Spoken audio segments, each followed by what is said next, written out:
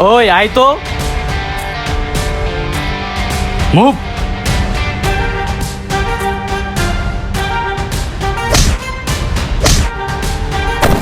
আয় হাই সবগুলারা মাইরা ফালাই দিছে, এখন তো আমারই যাওয়া লাগবো।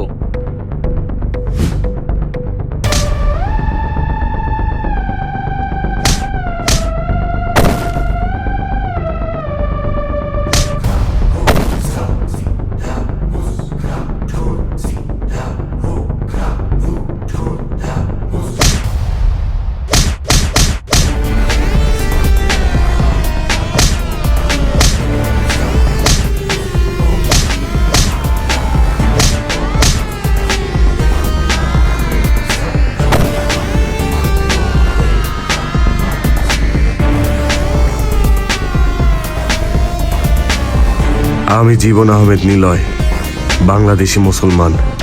কথাটা মনে রাখো।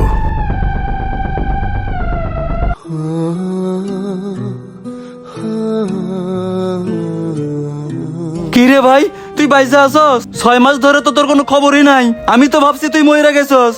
আমি বাইচা আছি। মিয়ানমারের জঙ্গলিরা আমারে অনেক অত্যাচার করছে, হাতের নখ পায়ের নখ সব উঠাই ফেলাইছে। টাকা দিতে পারো নাই দেখে আমার লগে অনেক অন্যায় অত্যাচার করছে, আমি খালি সহ্য করছি।